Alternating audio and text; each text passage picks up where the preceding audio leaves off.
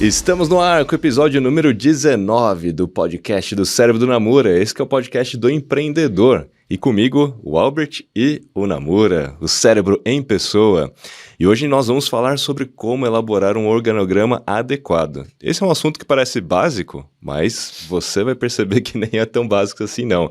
Hoje a gente vai discorrer bastante sobre esse assunto, a gente vai falar bastante dos modelos de organograma, como isso tem a ver com a cultura e tudo mais, então fica aí com a gente. Antes de mais nada, este é um podcast oferecido pelo aplicativo Albert. Esse aplicativo que é o app do cashback, mas vai muito além do cashback, de fato dinheiro no bolso. Todas as vezes que você faz uma compra, você ganha cashback e ao indicar para algum amigo, colega de trabalho, familiar, e eles fizerem compra também, você ganha comissão, enquanto eles fizerem compras. Então não é apenas uma vez não, vai ser para sempre enquanto eles continuarem lá. Baixe agora, está disponível em todos os App Stores, na Apple, no Google.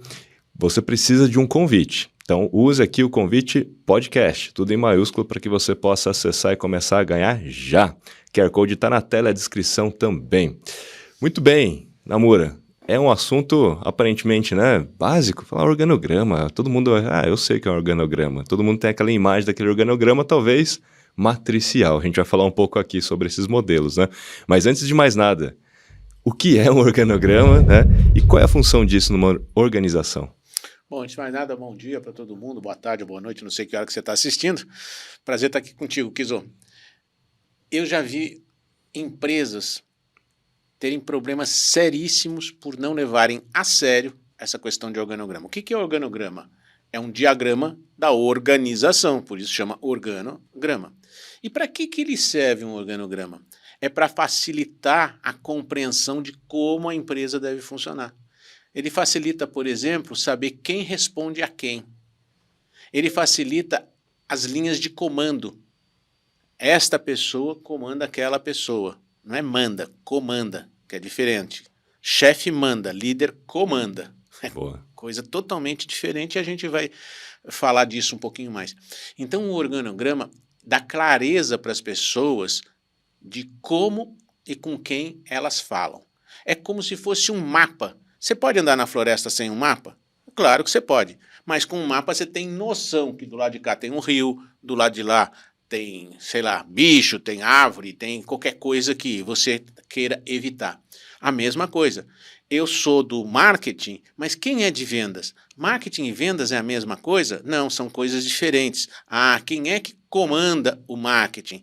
Que tem a função de atrair clientes para o seu negócio, prospects. Quem é que comanda as vendas, que tem a função de converter esses prospects em clientes? Então, o organograma, como o nome diz, é um diagrama da organização que facilita você compreender quais são as linhas de comando, facilita a comunicação entre todas as pessoas, quem fala o que para quem responde a quem. Então é fundamental você ter uma organização.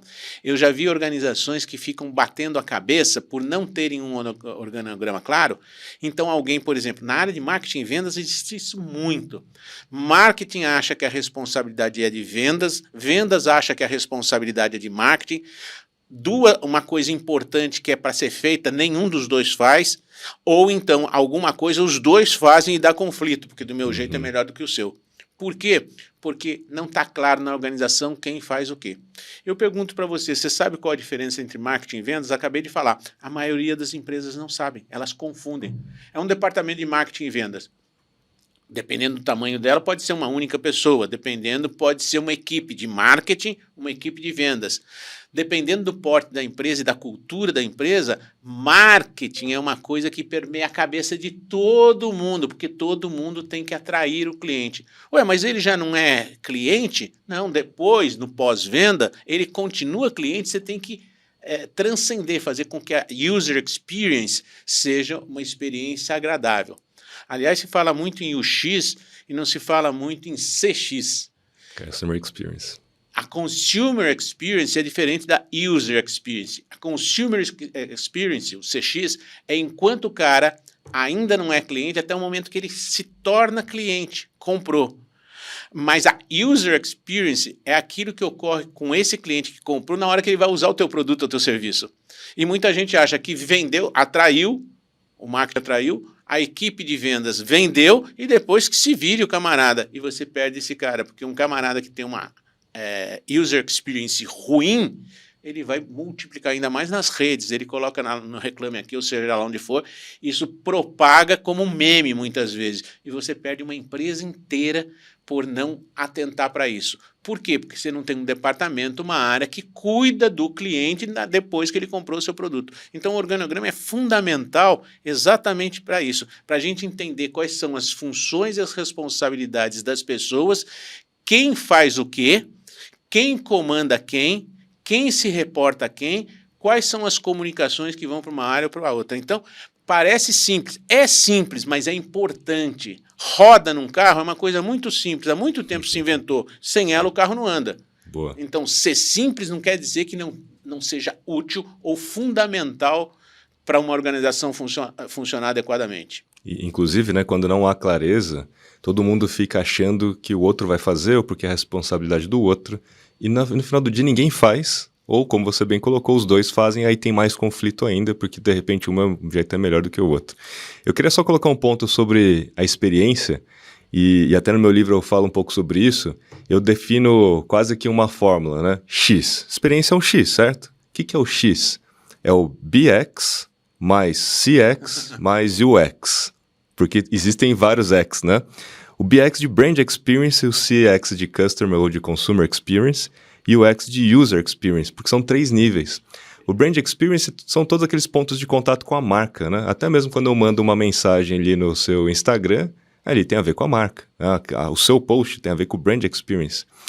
Ou Consumer Experience tem a ver com, de fato, eu enquanto consumidor, né, em que contexto eu estou consumindo o seu produto. Até dou o exemplo de um salgadinho. Abrir um salgadinho tem a ver com o UX, né? Se é fácil abrir o salgadinho, se tem ar lá dentro para proteger as batatas para não quebrar, tem a ver com o User Experience. Mas o contexto em que eu como aquele salgadinho cheiroso tem a ver com o Consumer Experience, muitas vezes, né? Se eu abrir aquele salgadinho dentro de um ônibus, naquele momento do rush, o Consumer Experience é péssimo. Todo mundo vai olhar para sua cara e falar, pelo amor de Deus, né, cara? Você está consumindo isso aqui? Então, ali não fica muito legal, né? Então, você vai ter uma experiência ruim enquanto consumidor. Então, a marca precisa se preocupar também até com o contexto em que aquele seu produto vai ser encontrado ou consumido. Por isso que a prateleira é importante, né? Como é que você vai expor o produto na prateleira, como é que ele vai encontrar e como ele vai consumir, em que contexto, né? Então, assim, a gente vai somando as experiências para dar o X, que é o experience. Eu tenho uma história sobre experiência. Uma vez eu estava viajando de ônibus, porque teve uma greve de avião, de São Luís para Teresina, alguma coisa assim. E o ônibus era maravilhoso. Até eu achei esquisito, um ônibus tão bonito, quando eu fui na rodoviária comprar a passagem. Mas tudo bem. Andou 1 hora, quase vazio. 1 hora depois, os 2 ônibus da frente quebraram e entrou uma pancada de gente no ônibus. Aquilo ficou uma desgraceira. Ali chove pra caramba, né? Aquilo ficou... nego entrando com galinha, nego entrando... Era um negócio, cara... Terrível. Terrível. E aí começou uma chuva, teve que fechar a janela. Na hora que fechou a janela, esses salgadinhos que estavam sendo comidos dentro do ônibus, era um terror, cara. Era um terror. E o pessoal suado, comendo aqueles salgadinhos, você imagina a user experience que eu vivi naquele momento. Nesse seu momento, né, a user experience da viagem, né? Não, eu lembro que tinha um camarada com o braço levantado, o cara da frente não estava aguentando, tirou um aerosol da mochila e meteu no braço do outro. Mas que coisa louca. User experience. Meu Deus igual do céu. a essa, a gente passa uns perrengues. Mas eu queria voltar para uma coisa importante. Você perguntou de organograma. Sempre existe organograma nas empresas? Sempre. Às vezes ele está descrito e às vezes ele é informal. É um organograma que se estabelece pelas relações humanas, que alguém responde a outro alguém que não deveria ser o alguém que deveria receber aquela resposta, mas recebe por causa das relações humanas. Então você nunca vai fugir do organograma. Ele existe, declarado ou não declarado. Então é melhor declarar para estabelecer quais são as relações e evitar conflitos. Vamos pegar então essa parte do declarado, né? No momento em que a gente olha para a definição do organograma e os modelos de organograma, porque não existe apenas um modelo, né? Quais são as diferenças entre os modelos possíveis? Tem um modelo linear, circular, horizontal, vertical, e tem nomes para tudo, né? Tem matricial, que ficou muito famoso lá atrás, e hoje em dia o mais famoso é o horizontal. Explica um pouco pra gente as diferenças e por que tem tantos modelos assim. Não existe um ideal? Não existe ideal. Se você for uma startup, um pouco de informalidade para que ela acelere é fundamental. Se for uma empresa gigantesca, tem que ter níveis de controle maiores. Normalmente, numa empresa, o que você vai levar em consideração é a flexibilidade versus o controle. No começo, quando uma empresa nasce, é você sozinho, é totalmente flexível, você faz teu horário, você faz o que você quiser, quase que não tem controle. À medida que você vai contratando pessoas e vai organizando o trabalho dessas pessoas, você vai aumentando seu controle e vai diminuindo a flexibilidade. Olha, isso aqui você pode fazer, isso daqui você me consulta. Vai chegando num ponto que as empresas têm tanto controle que a flexibilidade cai a zero. Então, achar esse ponto, que a gente chama ponto de plenitude, é muito importante. Toda empresa tem que ter flexibilidade, mas tem que ter controle. Você pega no marketing digital. Onde estão os controles? Nos KPIs. Né? Você estabelece metas, você estabelece objetivos, os OKRs da vida, você estabelece quem é que vai fazer o quê, através do organograma, e aí você vai mensurar essas ações. Aquelas mensurações fazem parte do seu controle. Então, você tem que ter um certo controle, mas tem que ter flexibilidade. Então, não existe um organograma ideal. Existe um organograma mais adequado para o nível que a empresa está. E aí foram desenvolvidos diversos tipos. O tal do horizontal e vertical é só uma demonstração, onde as caixinhas vêm de cima para baixo ou as caixinhas vão da direita para a esquerda. É só uma questão de gosto pessoal. Eu estou muito acostumado, eu gosto desse organograma mais hierárquico de cima para baixo. Então, essa é a diferença entre horizontal e vertical. O mais importante é o setorial e o funcional. Qual é a diferença? No setorial, você tem setores, por exemplo, administração, finanças, marketing, vendas, operações, produto. Fica claro quem é que faz o quê. E dentro dele você coloca o funcional. 1 a 1, acabei de bater aqui. Eu estou fazendo uma disputa com o Kiso, parece jogo do Brasil, da Coreia. Quantas batidas eu vou dar aqui, quantas ele vai dar? Por enquanto está 1 a 1. Eu chutei 4 a 2, ele chutou 3 a 1. Vamos ver quem ganha essa disputa. Mas voltando, eu gosto do setorial porque eu entendo, aqui é marketing, aqui é vendas, aqui é produto, aqui é administração, aqui é finanças, enfim, fica claro. Só que dentro do setorial eu coloco o funcional. Quem é o head de marketing? Quem é o head de vendas? Quem é o head de produto? Esse head pode ter vários nomes, pode ter vários níveis. Você pode ter um diretor, se você for uma empresa já mais incorporada, você pode ter gerências, você pode ter supervisores, você pode ter outros elementos do time. Então, o tamanho que isso fica vai depender do tamanho da sua empresa. Eu, particularmente, gosto muito, eu já testei matricial, já testei o radial, que daqui a pouco eu explico, vários. Eu uso o mais tradicional porque o que interessa é ser simples e as pessoas entenderem.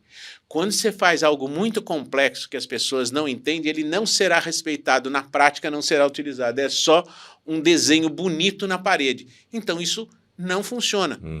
Então, a minha sugestão para qualquer tipo de organograma é faça um organograma simples que você entenda e as pessoas entendam, porque a função do organograma é organizar, como eu falei, as linhas de comando dentro da empresa e as linhas de comunicação dentro da empresa. Então, eu gosto muito do setorial, onde eu tenho os setores da empresa. Tá claro, os departamentos. Os departamentos, você pode chamar. E dentro desse departamento, aí o funcional. Quem é o head de marketing? Se fosse em marketing digital, você teria lá o gestor, né, o head de marketing, e tem várias funções ali dentro. Por exemplo, o cara que cuida das mídias sociais, o cara que cuida do tráfego, o cara que cuida do web design. Tem as várias funções que você exerce. Então, aquela pessoa coordena aquela área de marketing e ela sabe, bom, quem é que faz o copy? É fulano de tal. É fulano de tal. Que nem a gente tem aqui. Eu tenho copy, eu tenho gestor de tráfego, eu tenho web, eu tenho web designer.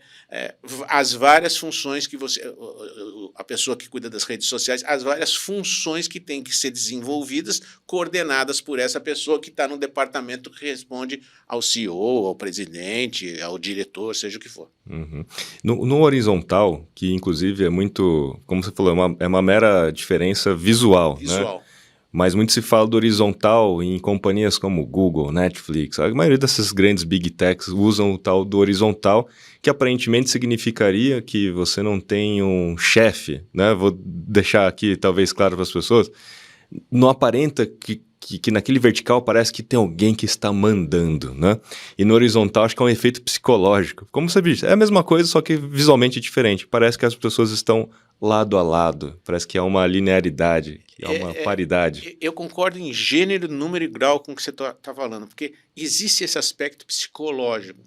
Tanto que teve uma época, lá atrás, que a gente fazia a seguinte coisa. Olha que loucura.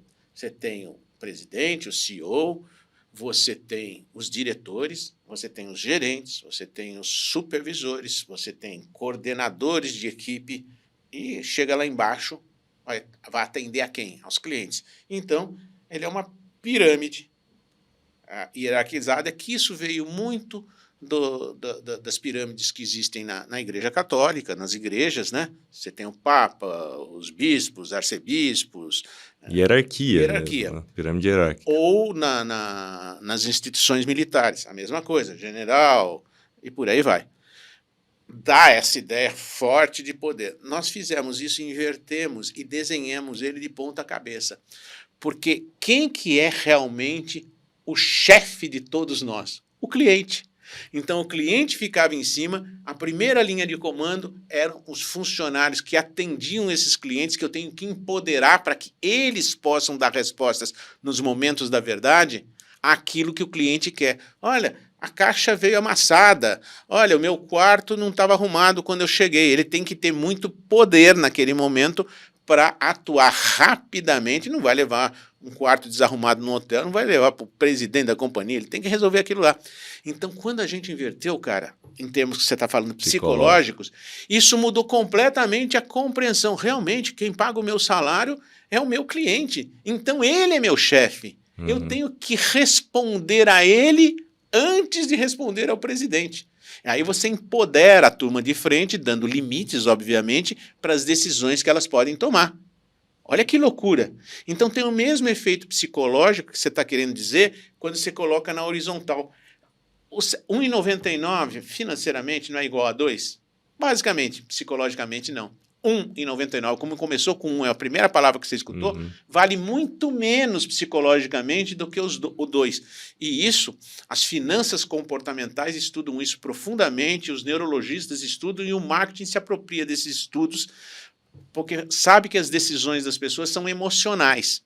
Então, isso que você falou é perfeito. Agora, vai depender de você achar que isso se encaixa no teu modo de pensar. Então, tanto faz vertical ou horizontal em termos de organização, em termos de impacto psicológico, você vai sentir aquilo que se adapta melhor a você. Tem outro maior ainda, que é o radial. Você coloca o CEO, o presidente, no centro, os diretores em volta, os outros, as outras camadas, como se fosse uma cebola, vão aumentando. Quando você olha para aquilo, ele tem a vantagem de não parecer essa linha hierárquica de poder. Até o seu cérebro se acostumar e imaginar que o poder está no centro. Você percebe? É muito difícil você dizer como as pessoas vão ler aquilo. Por isso, depois de muitos anos, eu já usei matricial, já usei radial, já usei vertical, já usei horizontal, eu já usei um sistema no matricial pai-mãe, o camarada responde funcionalmente para esse cara, mas operacionalmente para parceiros que estão naquele mesmo projeto. Existem diversas formas de você organizar. Eu diria que você dá uma olhada no livro a partir lá da página 118 e na internet existem sites que tratam disso com profundidade, porque eu não sou de RH, mas eu uso isso. O que a minha experiência diz depois de anos? Faça do jeito mais simples que as pessoas compreendam.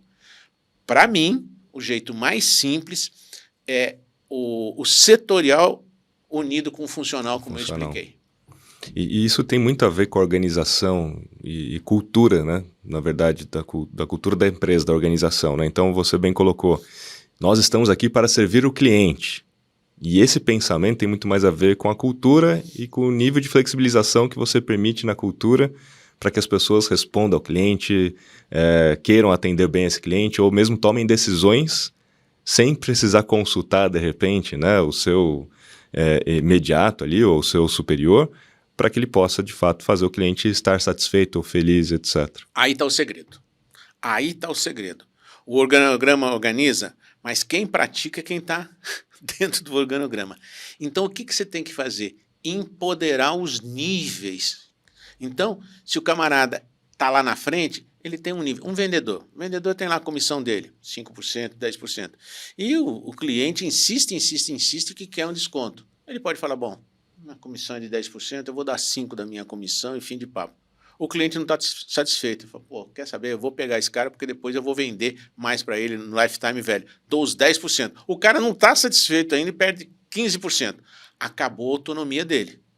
Ele foi até onde ele podia. Aí ele vai ter que falar com o superior dele, alguém que está na linha de comando na parte superior. O cara insiste, é um bom cliente, o lifetime velho vai valer, não sei o que lá. Eu já dei meus 10%, a empresa consegue fazer mais alguma coisa, tá bom. Vai até 15%. Estou dando um exemplo bem básico para ser didático. Enfim, você dá poder até um certo nível. Dizem que o salário que a gente recebe numa empresa é proporcional ao custo que uma besteira que você faz pode causar para a empresa, ao prejuízo.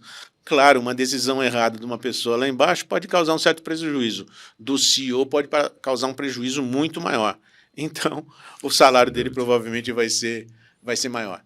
A ideia é ter organograma, organizar, capacitar cada nível adequadamente e empoderar pela capacitação esse cara para tomar as melhores decisões, que a gente chama de moments of truth, momento da verdade. Você projetou tudo, você fez tudo, tem organograma, empoderou, treinou, capacitou. Na hora do pega para capar que o cliente chega, o camarada tem que tomar a decisão mais sábia possível. E aí vai Tem que depender. estar alinhado, né? Está alinhado com a cultura, com as políticas, essas coisas. Né? E todos os pontos de contato precisam estar alinhados com aquela cultura, para não ter bipolaridade da marca, Perfeito. né? Em um lugar ela é de um jeito, em outro lugar ela é de outro jeito. Muito bem. E assim, né? Vamos dizer, essa pirâmide invertida tem muito a ver também com aquela ideia do estilo de líder-servidor, né? De você psicologicamente entender que a liderança está ali para servir quem está na ponta, fazer o seu trabalho melhor, né? Eu gosto muito dessa ideia do líder-servidor e essa ideia que, se a gente falou do psicológico, faça o organograma do jeito que você quiser, mas pense na sua cabeça em inverter o organograma. Muda totalmente. Ponta cabeça. Aí você fica olhando, quem está em cima é quem manda. Quando você inverte, quem manda é o cliente. É o cliente. E você tem que ajudar as pessoas que estão mais na ponta com o cliente. Né? Você percebe como é forte em termos psicológicos essa ideia? Você não vê por aí em nenhum manual de RH, o Caramba 4, inverter, desenhar. E aí você faz a seguinte coisa, você desenhou ele bonitinho, bota do lado desse organograma, o mesmo organograma de ponta cabeça. As pessoas olham para aquilo, isso vai influindo no cérebro das pessoas.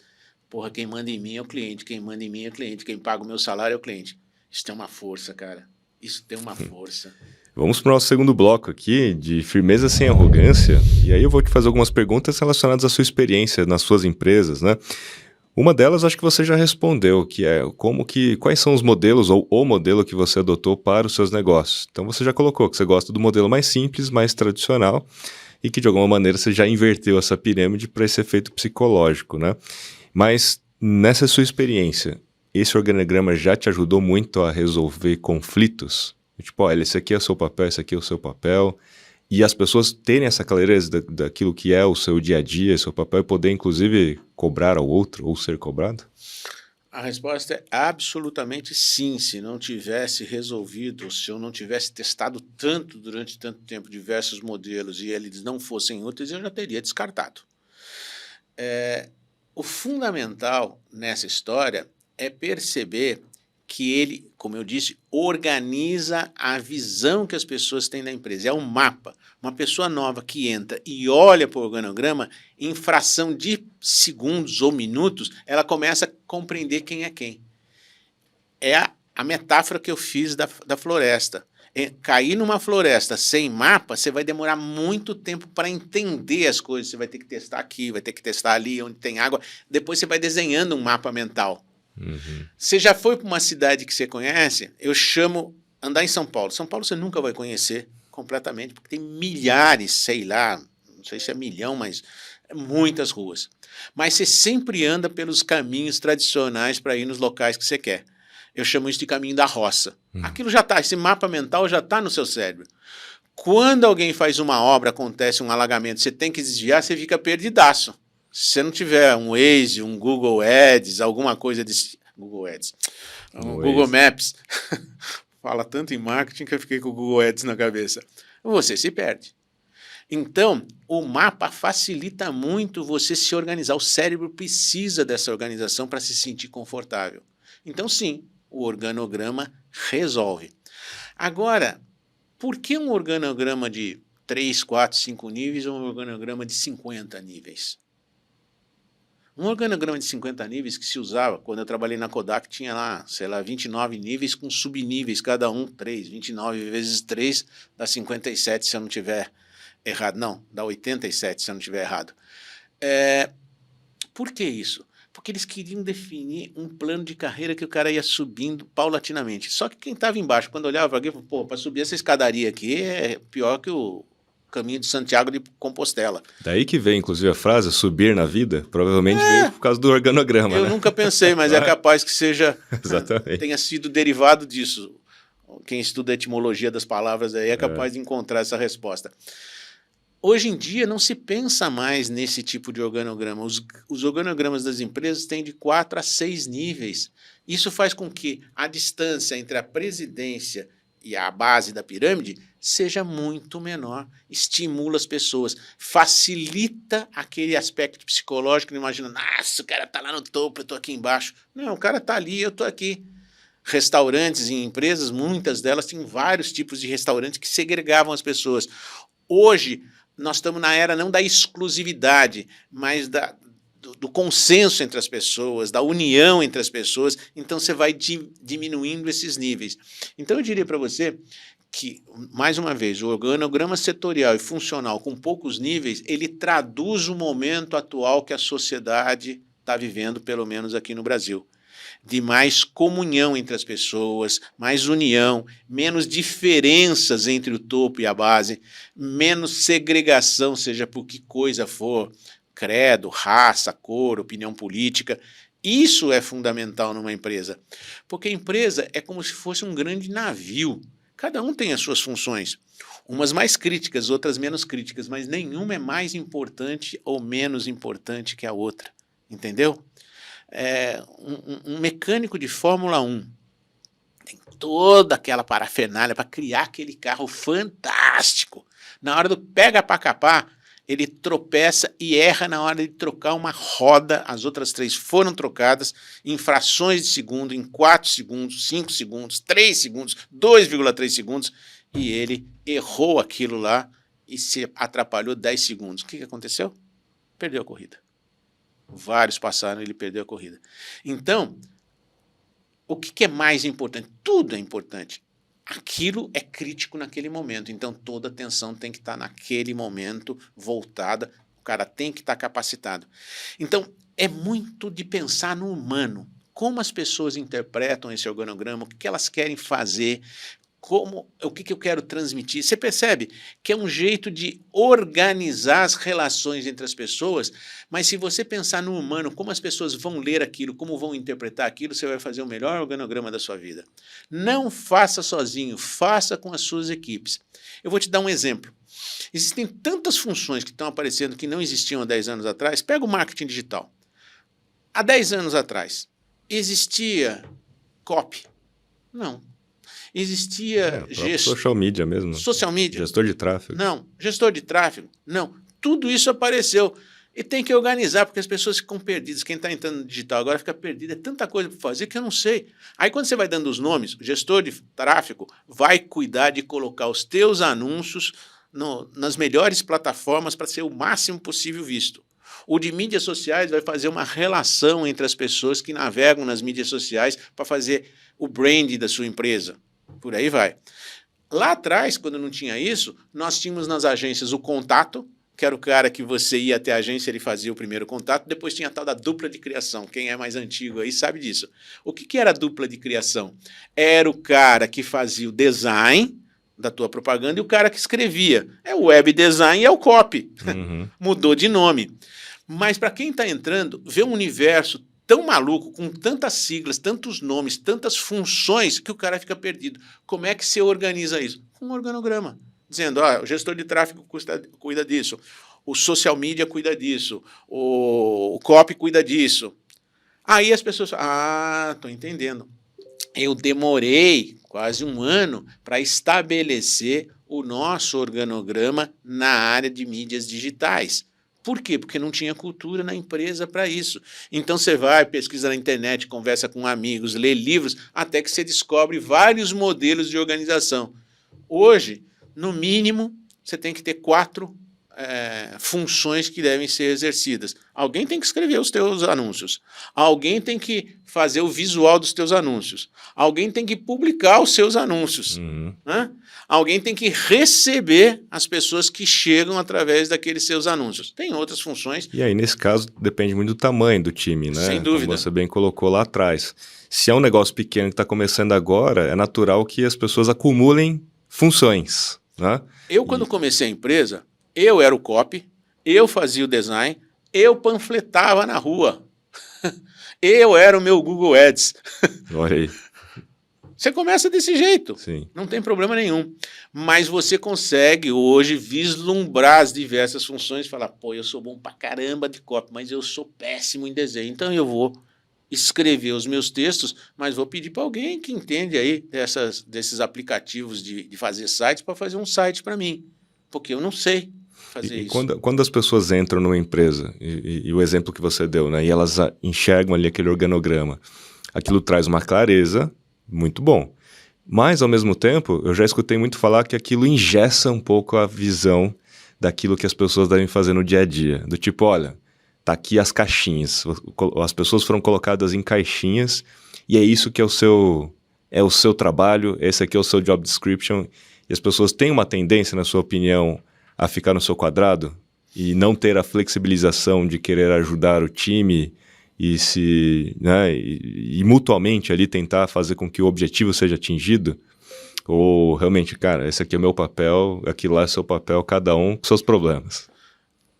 Você falou em time, então você me reporta a Copa do Mundo que nós estamos vivendo agora. O que engessa é a cultura, não é o organograma. É isso que engessa.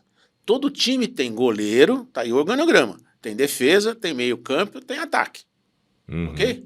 O que engessa o time? É a cabeça do treinador falar, você que está no ataque, só ataca, não me defenda ninguém. Você que está na defesa, só defenda, não ataque. E você no meio de campo só distribui o jogo. É desse jeito, se sair desse esquema tático, você está fora do meu time. Foi o organograma que engessou? Não, o organograma é goleiro, defesa, meio campo e ataque. Foi o líder que colocou aquilo na cabeça das pessoas. Então não é o organograma que engessa, o que engessa é a cultura que se aplica em cima do organograma.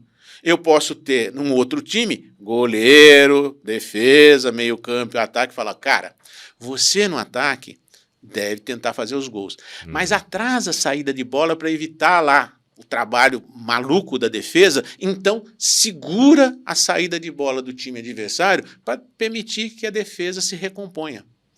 A defesa tem que defender, mas quando o time de lá está muito retraído, vocês são bons de cabeceio porque vocês são altos e tentam evitar os nossos gols, que nós tomemos gols.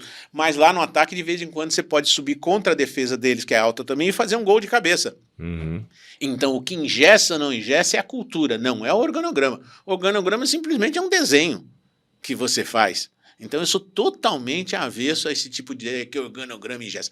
Organograma clareia quais são as funções, as responsabilidades, a linha de comando, a linha de comunicação. É para isso que serve o organograma. Como você interpreta, usa o organograma, é que vai engessar ou não a companhia. E vamos pegar esse exemplo do time, né? Ou da seleção. Tem um capitão. Esse capitão não é o técnico, né? Porque existe o técnico e existe o capitão.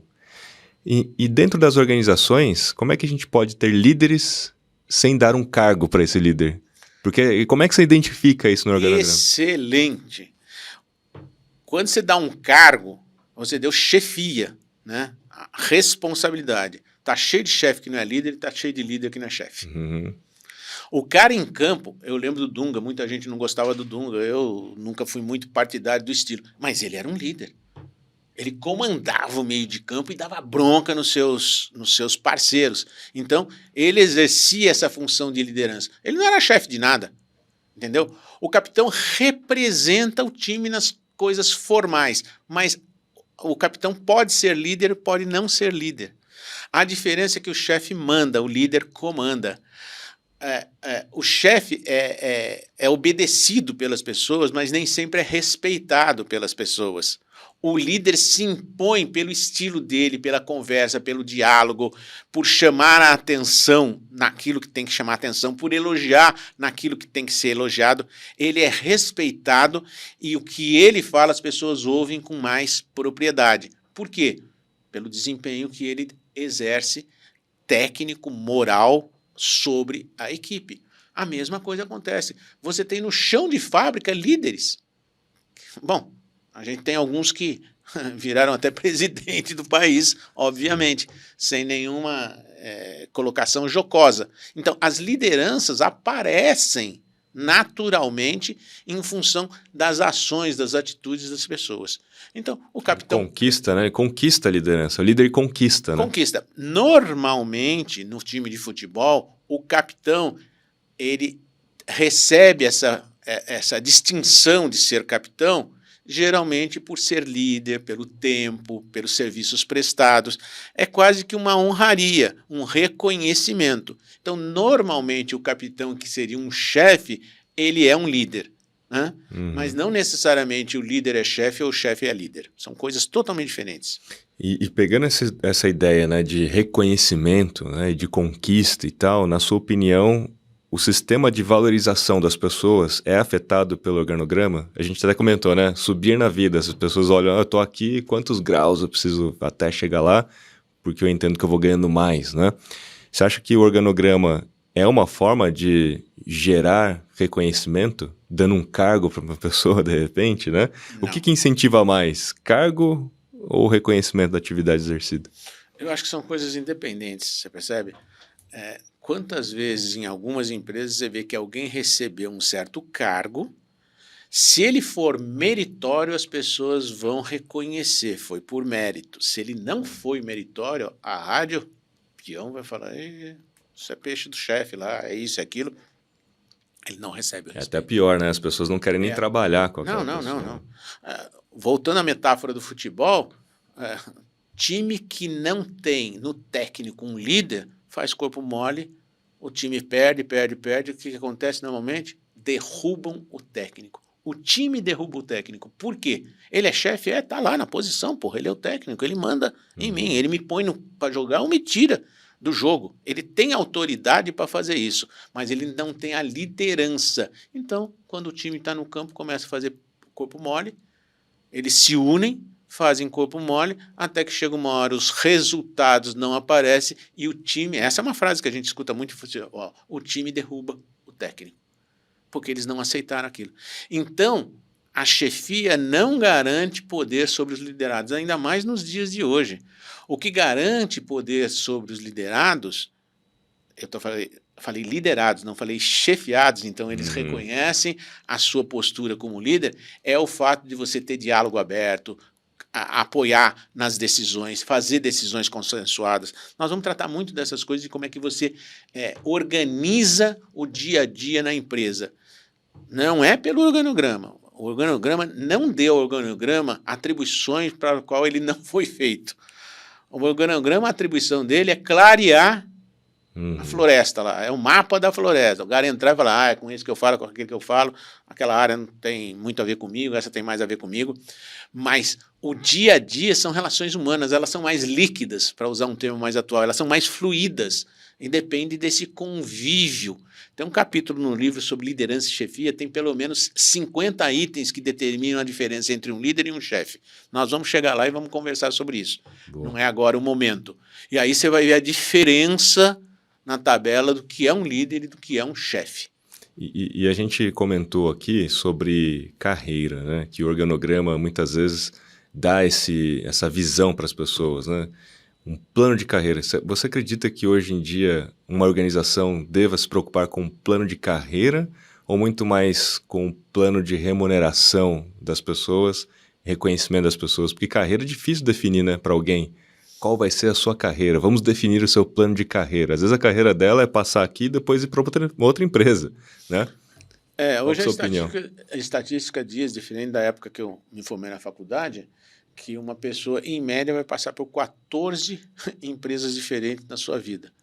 Olha só, se a vida laboral da pessoa for pelo menos 30 anos, 30 dividido por 14 dá uma média de trocar de emprego a cada 2 anos. Está tudo muito fluido.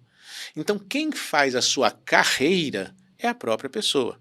Ela pode ter ascensão numa certa empresa dependendo dos resultados. Plano de carreira é uma coisa bastante antiga, mas é uma coisa que funciona ainda em alguns setores. Por exemplo, no setor público está muito claro. Porque no setor público você não faz o que você quer, você faz o que está determinado em lei. Então, para você ascender na carreira, tem que ter um plano de carreira, senão eu vou ascender no quê? Não tem a escada? É que ali realmente você entra para, não, em tese, não sair, né? Estabilidade, esse tipo de coisa. Sim. Já na iniciativa privada, eu acho que você, junto com o departamento de RH, consegue estabelecer metas e objetivos que você quer alcançar. E dentro dessas metas e objetivos, você pode ascender na hierarquia da empresa. Então, você pode entender isso como um plano de carreira, mas é difícil estabelecer um plano de carreira para todos os meus funcionários. Isso é muito mais de uma conversa, é o que eu digo, hoje está muito mais fluido, é uma conversa de você com a sua equipe, você percebendo os talentos que você tem e permitindo que eles demonstrem esse talento e cresçam pelos seus resultados, e ele, o funcionário, percebendo que a empresa possibilita esse crescimento dentro da hierarquia da empresa. Então é um jogo, uma troca que existe entre os dois lados. Eu olhando, pô, esse cara aqui é talentoso, hein, cara? Eu não posso perder esse camarada. E ele falando, essa empresa me dá oportunidades de crescimento, não quero sair dessa empresa, quero crescer nessa empresa. Porque sempre tem que ter uma comparação entre o que a empresa permite para o teu crescimento e o que você oferece para o crescimento da empresa. Boa. Percebe? Uhum. Essas duas coisas têm que andar. Eu costumo ver alguém, às vezes a empresa é pequena e tem alguém muito bom. O cara cresce mais do que a empresa. Ele é maior do que a empresa. Então, o que você tem que falar para o cara? Eu não tenho essas oportunidades para você aqui. Ou entre empreendedorismo pode acontecer, né? Que é uma oportunidade. Perfeito. Spind, com ideias, você sai do núcleo central do core business e começa a fazer alguma coisinha. Por exemplo, nosso core business aqui tem, na área de educação, a gente faz educação para crianças. Mas a gente faz tanta formação para professores que pode aí ter um spin de alguns desses professores falar, olha, eu conheço muito de neurociência aplicada à educação. E, de repente, você deixa ele empreender nessa área, daqui a pouco você está dando cursos de neurociência para o público em geral, coisa que não estava exatamente no seu core business. Estava treinar os professores.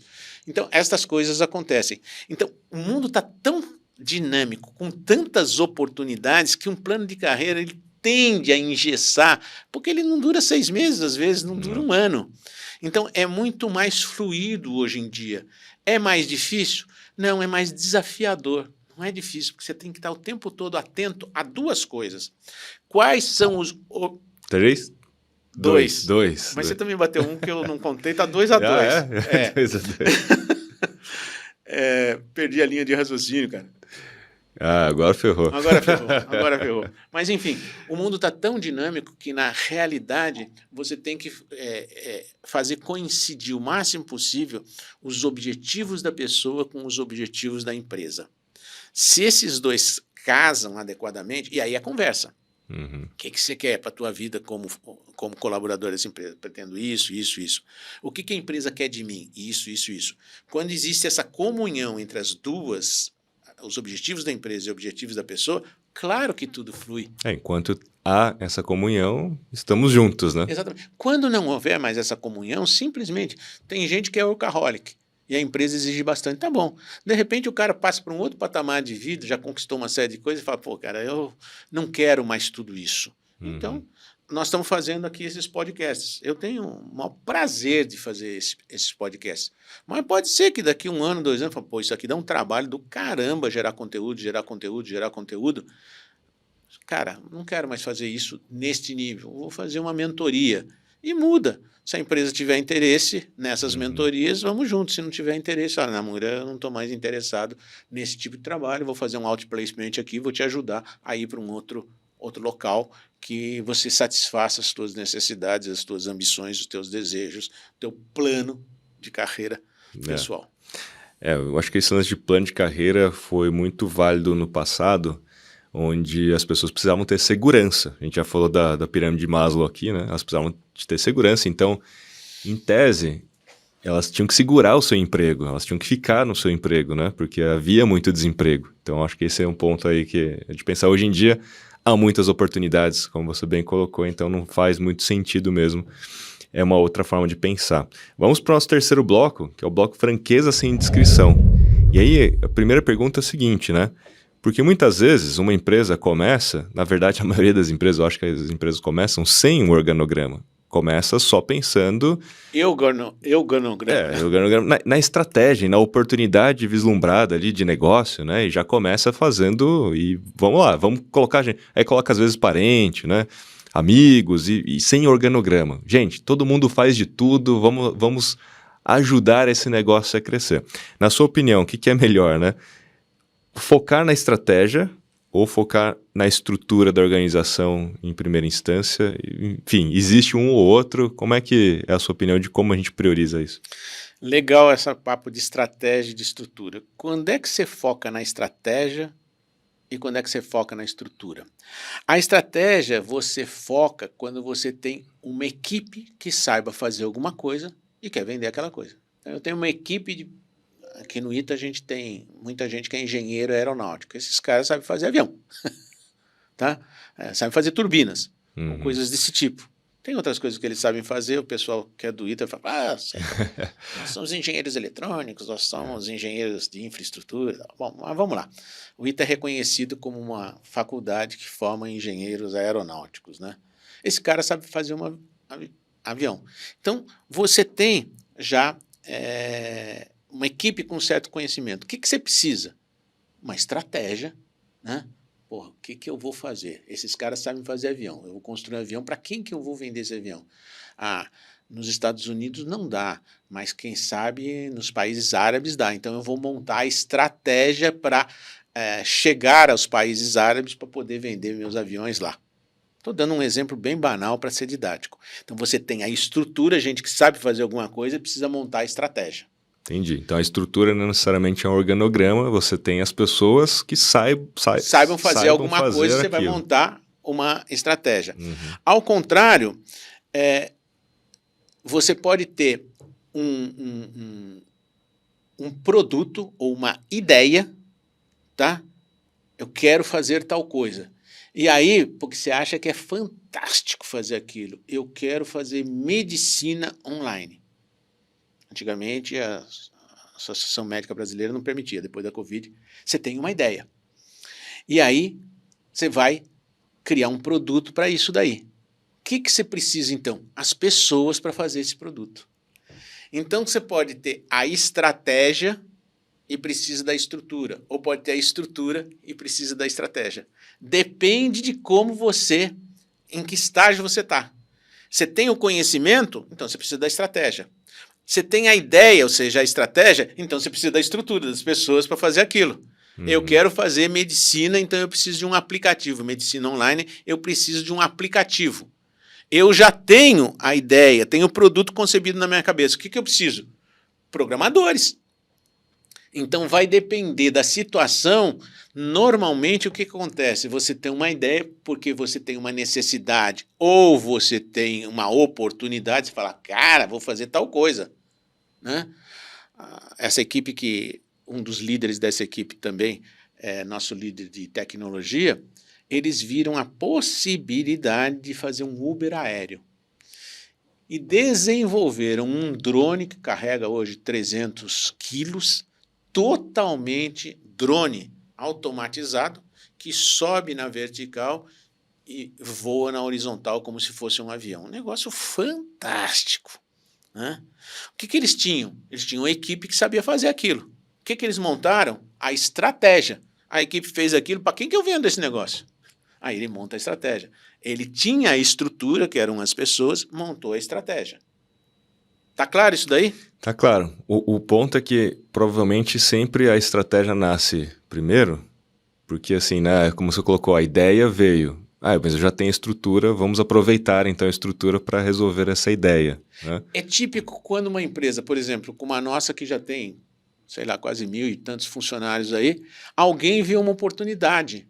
Ele vê aquela oportunidade porque ele está muito focado naquele assunto, ele fala, pô, eu posso pegar e fazer tal coisa. Aí ele pede para montar uma equipe para fazer aquilo para ele. Eu preciso de 4 pessoas para me ajudar nisso aqui. Aí nascem os spin-offs. Mas no final do dia, ainda assim, tudo tem que corresponder a uma necessidade, um desejo, uma oportunidade ou uma dor, né? Porque Sempre. o que eu já vi no passado, as indústrias, muitas vezes, eu já tenho aqui minha fábrica, eu já tenho aqui minha esteira, vamos criar um produto para não deixar esse negócio obsoleto e vamos empurrar esse produto para o mercado. E aí a galera de vendas tinha essa responsabilidade de empurrar aquilo para o mercado de alguma forma, porque senão aquilo ficava obsoleto, né? O parque. Muitos produtos foram criados assim, sem corresponder a uma necessidade, um desejo ou uma dor, né? Esse é o maior erro que eu vejo de qualquer empresário. Ele tem um parque, ele quer usar aquilo de algum jeito. E alguém vem com uma ideia mirabolante para utilizar o parque. Ele fala, opa, vou diminuir a minha ociosidade. Tem uma lógica fantástica, só que errada. Uhum. Realmente, ele vai colocar aquelas máquinas para trabalhar, vai colocar gente para operar aqueles equipamentos, né? E vai fazer muito daquilo. E depois fica encalhado aquilo, porque ninguém quer aquilo que ele olhou. Então, eu cometi esse erro durante 10 anos na minha vida. Tinha ideias fantásticas e achava que o público ia querer aquilo. Para reaproveitar a estrutura que você já tinha. Coisas do tipo, sem se preocupar com o fato do cliente demandar aquilo, porque aquilo é uma necessidade ao amador. É uma ilusão de diminuir a ociosidade. O que você está fazendo é gastando muito mais, consumindo aquela ociosidade com algo que as pessoas não vão comprar, isso tem um custo altíssimo, às vezes quebra uma empresa. Então, a visão tem que ser de fora para dentro, não de dentro para fora. Então eu não posso ter ideia? Pode, mas faça que nem os métodos do Google. Teste a sua ideia. Não conduza um MVP, um produto acabado, sem testar a ideia. O sprint lá do Google é isso. Ele nem faz o MVP. Tem uma ideia, ele tem um período de 5 dias, que tem lá um processo, a gente trata aqui no livro, já passamos por isso, de como testar a sua ideia. Tem a ideia, submete o problema, tem um problema, submete o problema para as pessoas, uma série de pessoas dão ideias no segundo dia, no terceiro dia você, pega, seleciona a que vocês julgam em conjunto que é a melhor ideia, segunda, terça, quarta, na quinta-feira você faz um protótipo, na sexta-feira você testa esse protótipo. Na área de software é muito rápido você fazer isso, né? Fazer protótipo em software não é tão complexo. Mas tem uma sequência. Teve uma aceitação, aí vai desenvolver MVP, vai desenvolver gerar valor principalmente, né, para o cliente final. É a única palavra que funciona. As pessoas confundem valor com preço. Preço é o número que você coloca no produto. Valor é aquilo que o camarada atribui a si ao receber os benefícios do produto. Então, um valor fantástico para mim. Preço não é valor, valor não é preço. Não existe algo caro, existe alguma coisa que não tem valor para a pessoa. Porque se tem valor, é justo. Eu não tenho dinheiro para pagar. Então, esses são outros 500. Mas uma coisa é como a pessoa percebe os benefícios. Quanto que ela valoriza aquilo, é o valor. Outra coisa é o número que você coloca para transferir aquele bem para a pessoa que é tão valorizado para ela.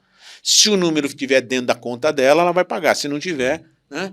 Uma Ferrari, para muitas pessoas, tem um valor que significa, por exemplo, eu consegui uma Ferrari, significa eu sou um cara bem sucedido na vida, olha onde eu cheguei. Para muitas pessoas é isso. Então tem um valor psicológico, sentimental, de status fantástico. E o cara paga aquele preço. Para outros tem esse mesmo valor, mas ele não consegue pagar o preço. Então ele não terá a Ferrari. O preço é o mesmo, o valor é o mesmo. para as duas pessoas, só que uns conseguem pagar e outros não conseguem pagar. Inclusive, a história de gerar valor, né? É a diferença entre uma ideia, às vezes até uma boa ideia, e inovação, né? Porque, de fato, às vezes você tem uma ideia, uma boa ideia, mas que não gerou valor, e no final do dia aquilo não é uma inovação. Aquilo continua sendo uma boa ideia. Não, ideia boa todo mundo tem. É. 8 bilhões de pessoas na Terra. Quantas ideias boas estão aparecendo por dia? Se Então. cada uma dessas pessoas tiver uma ideia por semana, e tem muito mais gente tendo muito mais ideias por dia, você tem 8 bilhões de ideias a cada semana. A cada mês você tem, 8 vezes 4, 32 bilhões de ideias. Meu Deus do céu, quantas delas viram realmente um produto que as pessoas valorizam e podem consumir? Não, e inovação, muitas pessoas acreditam que é aquela coisa disruptiva, né? E não é, né? Então, às vezes é uma ideia de alguma coisa que está ali na cara de todo mundo, mas ninguém conseguiu fazer aquilo bem feito ou gerar valor, né? Existem os dois conceitos, a evolutiva e a disruptiva. A evolutiva é o que os japoneses chamam de Kaizen, é um passinho pequenininho a cada dia, melhorando o jeito de fazer, vai melhorando a eficiência. O Big Mac é sempre o mesmo há 50 anos, vai melhorando o jeito de fazer, melhora a chapa, tal. Evolui, tá? Hoje chega num patamar de eficiência que é difícil alcançar. Existem outras coisas que são disruptivas, por exemplo, os celulares analógicos quando viraram digitais. Porra, disruptou completamente, porque no analógico você só falava. No digital você tem 500 mil funções naquilo. As duas são válidas, né? Eu acho que você tem que ter o arroz com feijão de melhorar o que você faz, fazendo cada vez melhor, aumentando a eficiência, e olhando para o universo para ver quais são as oportunidades para disruptar e, de repente, dar um salto. Boa. Muito bem. Se você está curtindo aqui este episódio, faça um post, faça um stories, marcando o @Luiz Namura, com algum insight daquilo que ele falou, para que você possa comprar este livro aqui com desconto. Yes, you can. A gente manda para você o link, mas para facilitar também está QR Code na tela, link aqui. Todos os nossos episódios são baseados nos capítulos deste livro e, inclusive, sobre organograma, tem aqui até como que você pode criar um organograma dentro do Excel. Tem aqui um rápido tutorial, né, de como você faz isso no Excel e muitas outras coisas. Então a experiência fica muito rica quando você tem o livro em mãos e também está nos assistindo. Lembrando, gente, que este podcast é um oferecimento do Albert, o Albert que é o nosso aplicativo de cashback, mas que vai muito além do cashback tradicional que você conhece. De fato, é dinheiro no bolso porque você ganha enquanto você compra e ganha também sempre que alguém que você indicou compra. Né? Se você quiser também ser um empreendedor, você pode licenciar o Albert e poder aí implantar na sua cidade e ganhar junto. Muito legal. Namura, para a gente finalizar aqui, tem uma frase de uma pessoa que você gosta muito, né? A mente que se abre a uma nova ideia jamais voltará ao seu tamanho original. Albert Einstein, Oliver Wendell Holmes e Ralph Waldo Emerson. Essa frase que é muito dita por aí é sempre atribuída ao Einstein, mas quando a gente vai pesquisar, não se tem certeza se foi ele mesmo que disse ou ele parafraseou, porque outros autores aí também citam a mesma frase. Mas o importante não é exatamente quem disse, mas o que está dito nessa frase. Eu acho que você talvez tenha tido algumas ideias hoje nessa nossa conversa, nesse nosso bate-papo. Por exemplo, a diferença entre líder e chefe, que o organograma não engessa as pessoas, ele simplesmente organiza a visão, o que engessa é a cultura. Depois que você tem essas ideias, você consegue voltar a pensar exatamente como você pensava, você pensa de uma forma diferente, concordando ou discordando. Você pensa de uma forma diferente, provavelmente. Portanto, a mente que se abre a uma nova ideia nunca volta ao estágio original. Ela tem aquele estágio e ela progrediu para refletir de uma nova forma. É isso que eles querem dizer. Por isso, quando você pega conhecimento, sua mente se expande cada vez mais e você tem uma compreensão maior do universo que você está tentando compreender. Seja o universo físico, seja o universo empresarial, seja qualquer universo em qual você esteja interessado. Muito bem. E assim chegamos ao final do nosso 19º episódio do podcast do empreendedor Cérebro do Namura. Se você curtiu, então já sabe, ó, assina aqui o nosso canal, assina também o podcast aí no Spotify se você estiver nos escutando. E até o próximo episódio, né, Namura? Valeu. Até o próximo, valeu. Tá muito gostoso fazer esse bate-papo. Se você não assistiu alguns episódios anteriores, vai lá no meu canal no YouTube, eles estão lá, esses podcasts, e tem bastante coisa interessante para você organizar melhor o teu cérebro, expandir o teu cérebro e seguir na tua carreira de executivo ou de empreendedor. Boa, até o próximo episódio. Valeu.